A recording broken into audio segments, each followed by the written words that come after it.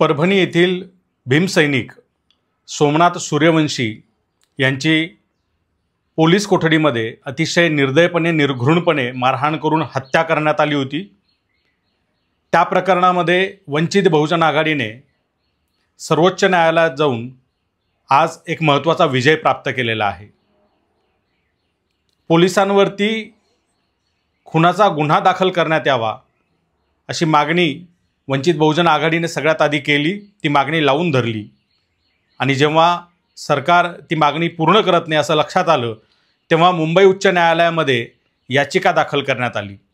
मुंबई उच्च न्यायालयामध्ये वंचित बहुजन आघाडीचा विजय झाला। ॲडव्होकेट बाळासाहेब आंबेडकर स्वतः वकील म्हणून त्या ठिकाणी उभे राहिले आणि ती केस जिंकली।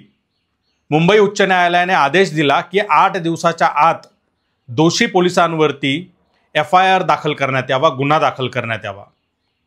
मात्र 8 दिवसाच्या आत गुन्हा दाखल करण्याऐवजी राज्य सरकारने त्या दोषी पोलिसांना वाचवण्यासाठी दिल्ली येथे सुप्रीम कोर्टामध्ये याचिका दाखल केली। दिल्लीत वंचित बहुजन आघाडीच्या वतीने ॲडव्होकेट प्रतीक बोंबार्डे यांनी बाजू सांभाळली आणि आज त्या केसचा निकाल आलेला आहे। सर्वोच्च न्यायालयाने मुंबई उच्च न्यायालयाचा आदेश हा कायम ठेवलेला आहे आणि दोषी पोलिसांवरती तातडीने गुन्हे दाखल करण्याचा आदेश दिलेला आहे। या लढाईतला हा खूप महत्त्वाचा आणि मोठा विजय आहे। न्यायाची आशा धुसर झालेली असताना या पद्धतीचा निकाल येणं हे न्यायाच्या दिशेनं एक आशावाद निर्माण करणारी घटना आहे आणि ही केवळ आणि केवळ ॲडव्होकेट बाळासाहेब आंबेडकर यांच्यामुळे शक्य झालेली गोष्ट आहे। पहिल्या दिवसापासून बाळासाहेबांनी या प्रकरणात लक्ष घातलेलं आहे। परभणीमध्ये संविधानाच्या प्रतिमेची मोडतोड झाल्यानंतर जो प्रक्षोभ उसळला होता, जे रस्त्यावर आंदोलन सुरू झालं, त्याला दडपण्यासाठी पोलिसांनी अतिशय चुकीच्या पद्धतीने बळाचा वापर केला। लहान मुलं, म्हातारी माणसं, महिला कुणालाही बघितलं नाही आणि अतिशय निर्दयपणे मारहाण केली, लाठीचार्ज केला।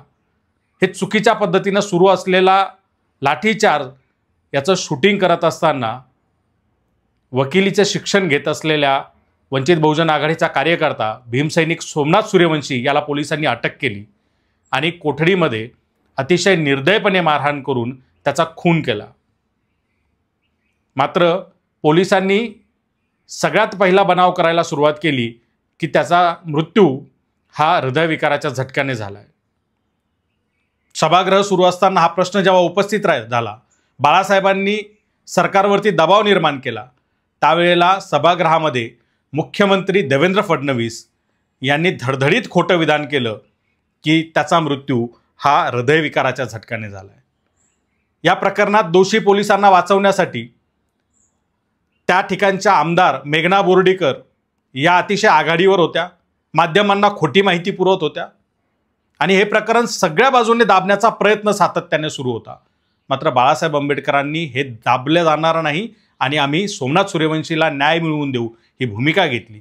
त्यामुळे सगळ्यात पहिली मागणी बाळासाहेबांनी केली की सोमनाथ सूर्यवंशीच्या प्रेताचं शवविच्छेदन हे परभणीत न करता परभणीच्या बाहेर ज्या ठिकाणी इन कॅमेरा आणि फॉरेन्सिक तज्ज्ञांच्या उपस्थितीत करण्याची व्यवस्था असेल अशा ठिकाणी करावं। त्यामुळे परभणी येथून सोमनाथ सूर्यवंशीचं पार्थिव हे औरंगाबाद येथील घाटी महाविद्यालयाच्या रुग्णालयाच्या तिथे आणण्यात आलं आणि तिथे तज्ज्ञ डॉक्टरांच्या फॉरेन्सिक तज्ज्ञांच्या उपस्थितीत इन कॅमेरा हे पोस्टमॉर्टम करण्यात आलं। इन कॅमेरा झालेला असल्यामुळे त्यात फारसं खोटं बोलायला वाव नव्हता आणि त्यामुळे त्या पोस्टमॉर्टममध्ये काय तथ्य आहे ते रिपोर्टमध्ये मांडण्यात आलं। सोमनाथ सूर्यवंशीला अतिशय निर्दयपणे मारहाण झालेली होती, जिव्हारी लागणारी मारहाण झालेली होती। त्याच्या मणक्यावरती अतिशय जीवघेणे प्रहार करण्यात आलेले होते आणि त्या सगळ्या जखमांमुळे, त्या सगळ्या मारहाणीमुळे त्याचा मृत्यू झालेला होता। हा त्याच्या PM रिपोर्टमध्ये त्या ठिकाणी नमूद करण्यात आलं आणि त्या PM रिपोर्टच्या आधारे मुंबई उच्च न्यायालयाच्या माध्यमातून पोलिसांवरती गुन्हा दाखल करण्यासाठी याचिका दाखल करण्यात आली। बाळासाहेब आंबेडकर स्वतः त्या ठिकाणी वकील म्हणून उभा राहिले, ती केस लढले आणि जिंकले। मात्र सर्वोच्च न्यायालयामध्ये गेलेल्या सरकारला कुठेतरी आशावाद होता की ते या निकालाच्या विरोधात काहीतरी आदेश सर्वोच्च न्यायालयातून मिळवतील आणि या दोषी पोलिसांना, या दोषी सरकारला वाचवतील. सर्वोच्च न्यायालयामध्ये मात्र तसं झालं नाही. सर्वोच्च न्यायालयात वंचित बहुजन आघाडीच्या वतीने त्याच्या बाजूने निकाल देण्यात आलेला आहे. सोमनाथ सूर्यवंशीचा मृत्यू ज्या पोलिसांच्या मारहाणीमुळे झाला आहे त्यांच्यावरती गुन्हा दाखल करण्याचा जो मुंबई उच्च न्यायालयाचा आदेश होता तो आदेश कायम ठेवणारा निकाल हा सर्वोच्च न्यायालयाने दिलेला आहे. आज एक महत्त्वाचा टप्पा आपण या प्रक्रियेमध्ये गाठलेला आहे. बाळासाहेब आंबेडकरांनी सातत्याने लक्ष घालून या प्रकरणामध्ये प्रयत्न केले आणि म्हणून आज सर्वोच्च न्यायालयाचा हा निकाल येऊ शकलेला आहे. इथे केवळ अन्याय होतो इतका मुद्दा नाही आहे, तर अन्याय करणाऱ्यांना वाचवण्यासाठी ज्यांनी न्याय देणं अपेक्षित आहे तेच पुढे येत आहेत. ही सगळ्यात दुर्दैवाची गोष्ट इथे दिसते. महाराष्ट्र शासन असेल किंवा विरोधी पक्ष असतील, हे सगळे एकमेकांना सामील होऊन अन्याय करणाऱ्याच्या बाजूने उभे राहत आहेत आणि जो अन्यायग्रस्त आहे त्याला न्याय मिळणार नाही यासाठी ही सगळी मंडळी झटताना दिसत आहेत. आज महाराष्ट्राच्या सभागृहामध्ये विरोधी पक्ष आणि सरकार पक्ष मिळून एकत्र येऊन जनतेच्या विरोधात असलेला जनसुरक्षा कायदा आणतोय आणि नंतर जनतेचा रोष आल्यावरती बाहेर येऊन विरोधी पक्ष विरोध केल्याचं नाटक करतोय. अशी ही परिस्थिती असताना राहुल गांधी सारखे नेते हे परभणीत केवळ जाऊन फोटो सेशन करून येतात आणि नंतर सोमनाथ सूर्यवंशीचं काय झालं याकडे ढुंकूनही पाहत नाहीत ना त्यांचे कुठले नेते या ठिकाणी पाहतात. अशा परिस्थितीमध्ये बाळासाहेबांनी हा लढा लावून धरला, नेटाने लढले आणि सुप्रीम कोर्टात जाऊन सुद्धा बाळासाहेब जिंकलेले आहेत. या ठिकाणी जोपर्यंत सोमनाथ सूर्यवंशीला न्याय मिळत नाही, त्याच्या हत्यारांना शिक्षा होत नाही, तोपर्यंत वंचित बहुजन आघाडी शांत बसणार नाही. बाळासाहेब आंबेडकर आणि त्यांचे सैनिक हे मागे हटणार नाही, हे इथल्या शासनाने लक्षात घेतलं पाहिजे. तिथला आमदार मेघना बोर्डीकर असेल किंवा सध्या प्रसिद्धी झोतात आलेले बीडचे आमदार सुरेश धस असतील, हे दोन्ही भाजपचे आमदार या प्रकरणाला दाबण्यासाठी पूर्ण ताकदीने लढत होते. मग दाबण्यासाठी काय करायचं, तर या सगळ्या आंदोलनाचं नेतृत्व अशा बुजगावण्यांच्या हातात द्यायचं जे त्यांच्या म्हणण्यानुसार त्यांच्या तालावर असतील, असाही प्रयत्न करून झाला. मात्र जनतेने तो प्रयत्न हाणून पाडला. सोमनाथ सूर्यवंशीच्या आईने स्पष्ट भूमिका घेतली की माझा केवळ आणि केवळ बाळासाहेब आंबेडकरांवरती विश्वास आहे आणि ते जे सांगतील तेच या प्रकरणात होईल. आज झालंय तेच. ज्या लोकांनी बनाव करून नेतृत्व घेण्याचा प्रयत्न केला ते उघडे पडले, कारण त्यांच्या समोर सुरेश धस आमदार सांगतायत की मोठ्या मनाने पोलिसांना माफ करा, पण तेच सुरेश धस दुसऱ्या एका प्रकरणामध्ये न्यायासाठी पूर्ण ताकदीनं लढताना दिसतात. मग तिथं का नाही माफ करत तुम्ही गुन्हेगारांना? आमचं म्हणणं आहे त्याही प्रकरणात शिक्षा झाली पाहिजे, याही प्रकरणात शिक्षा झाली पाहिजे. गुन्हेगारांना अभय मिळता कामा नये, गुन्हेगारांना सूट मिळता कामा नये, गुन्हेगारांना शासन झालं पाहिजे आणि पुन्हा कुणाची हिंमत झाली नाही पाहिजे अशा पद्धतीचा गुन्हा करण्याची. ही भूमिका आमदारांनी घ्यायची असते सभागृहामध्ये. मात्र सुरेश धस काय करतायत, तर गुन्हेगारांना वाचवण्याचं काम करतायत. कुणाच्या सांगण्यावरून करतायत? फडणवीसांच्या सांगण्यावरून करतायत. कारण सभागृहामध्ये माहिती देणारे मुख्यमंत्री आणि गृहमंत्री म्हणून फडणवीस हे उघडे पडत होते. त्यांना अन्याय करणाऱ्या पोलिसांना वाचवायचंय. मात्र ज्याच्यावर अन्याय झाला, ज्या मातेचा मुलगा आज जवान मुलगा मृत्युमुखी पडलाय, तो ज्यांच्यामुळे मृत्युमुखी पडलाय त्यांना या ठिकाणी शासन करायची यांची इच्छा नाहीये. ज्या पद्धतीने जय भीम सिनेमामध्ये आपण बघितलं की भटक्या विमुक्तांना बिलकुल कुणीही न्याय द्यायला तयार नसतं आणि वर्षानुवर्ष ही माणसं जेलमध्ये सडत असतात, कोणी त्यांना बघत नाही, गुन्हा कुठलाही केलेला नसतो, मात्र पुन्हा पुन्हा त्यांना पकडून वेगवेगळ्या खोट्या प्रकरणात अडकवलं जातं आणि न्याय व्यवस्था ही त्यांच्यासाठी नाहीच अशा पद्धतीचं सगळं चित्र समोर असतं. त्यावेळेला एक कोणीतरी उभा राहतो, न्यायासाठी लढतो आणि न्याय मिळवून देतो. आज त्याच पद्धतीचं प्रत्यक्षातलं चित्र महाराष्ट्रात आणि देशात या ठिकाणी बाळासाहेब आंबेडकरांनी उभं केलं आहे.